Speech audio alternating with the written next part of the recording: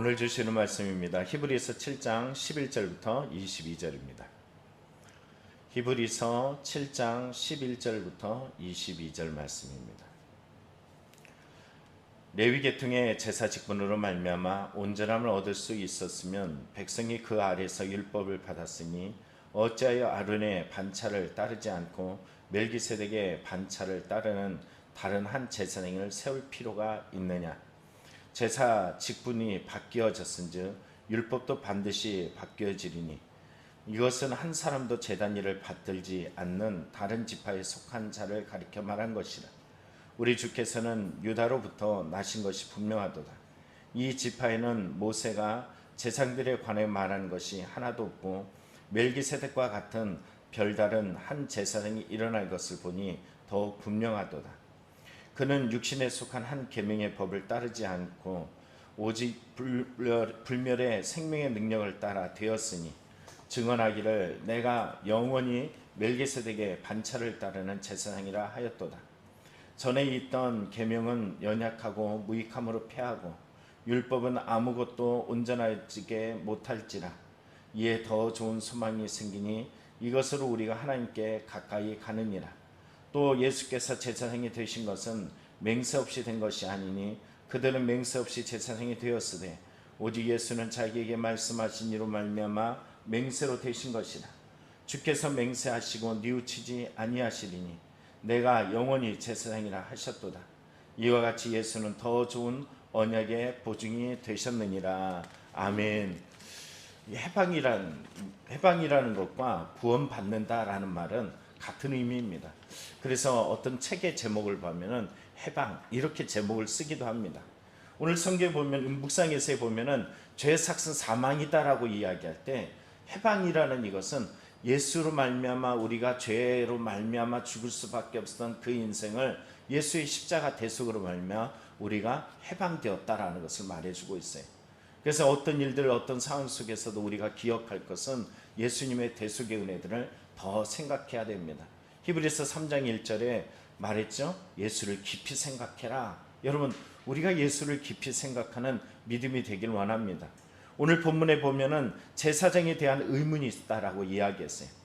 처음에는 선지자, 그 다음에 우리는 천사에 대한 이야기, 그리고 모세에 대한 이야기, 이제는 제사장에 대한 이야기인데 이 제사장, 예수가 제사장이다, 예수님이 대제사장이다, 이거에 대해서 어려움과 고난을 겪고 있던 이들은 이 문제점에 의구심을 품게 되었어요. 그래서 성경 속에 나타나는 것은 7절을 보면 이런 말을 하죠. 논란의 여지가 없이 라고 말한 것처럼 예수가 높으냐 아니면 제사장이 높으냐, 이 제사장이라는 것은 뭘까요? 레위 지파의 제사장이냐 아니면 아론의 계열의 제사장이냐, 이런 의미들을 품고서 그들은 의문을 품어냈습니다. 그러나 분명한 것은 뭘까요? 오늘 성경 속에 아브라함이 멜기세덱에게 절을 했다, 멜기세덱이 아브라함에게 축복을 해줬다, 11조를 드렸다, 이런 말들은 누가 높다라는 거예요? 멜기세덱이 높다라는 거죠. 또한 그뿐만이 아니에요.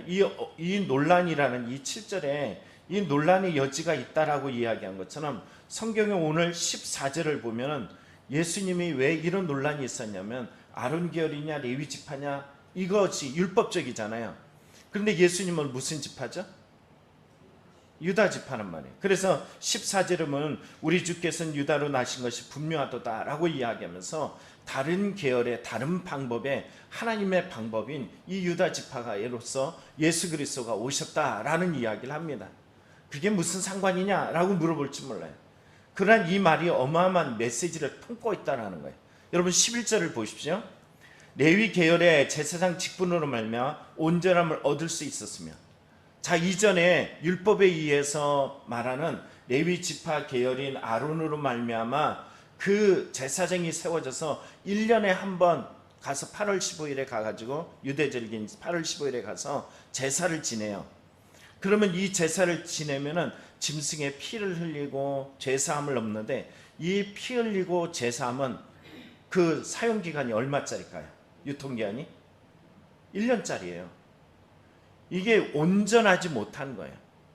그러다 보니까 매년마다 또 짐승을 잡아가지고 또 흘리고 또 고통하고 더 힘들어하는 이런 시간들이 재반복되어져요. 그러면 이 제사장이 죽어지면은 또 다음 제사장이 이어져야 되고, 이 제사장이 죽어지면 또 다음 제사장이 이어지고, 이렇게 해서 이 세대 가운데서 진정한 죄에 대한 용서함이라는 것이 그들의 삶에 없었어요. 그래서 오늘 성경은 레위 계통의 제사장 직분을 말미암아 온전함을 얻을 수 있었으면 이야기를 합니다. 그래서 이 의미는 어떤 의미일까요? 자, 19절을 한번 보시기 바랍니다. 19절, 율법은 아무것도 온전하게 못할지니. 여러분, 이게 우리가 모형이라는 것은 뭘 바라보는 거예요? 실제를 기다리고 바라보는 것이. 율법이라는 것은 뭘 우리에게 주냐 하면은 죄의 사함이 아니라 죄를 지었다라는 것을 깨닫게 되는 거고, 이 율법은 몽학선생으로서 예수 그리스도 앞에 우리를 이끌어갑니다. 나에겐 죄사함이 필요해, 나에겐 죄사함이 필요해. 연약하고 부족한 이 인생을 통해서 우리는 언제라도 은혜의 보좌로 나아갈 그 힘과 담력을 얻는 것은 예수님이 우리의 제사장이셔, 예수님이 우리를 온전하게 하셔, 우리는 이것을 보는 거예요.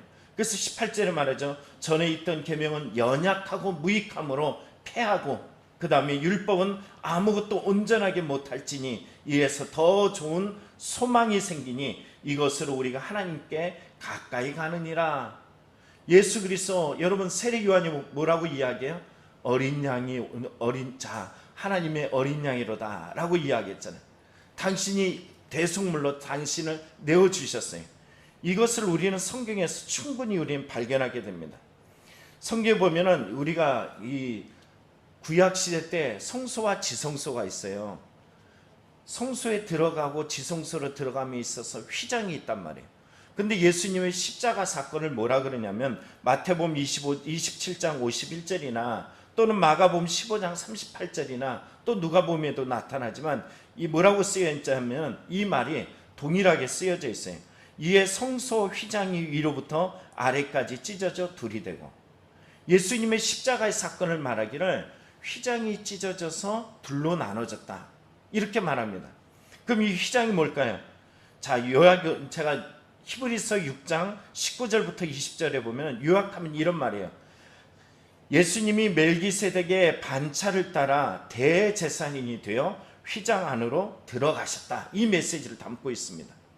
그럼 이게 뭐냐 하면은 10장 20절로 가서 보면 이렇게 말합니다. 휘장은 그의 육체라. 휘장이 뭐라고요? 예수님의 육체래요.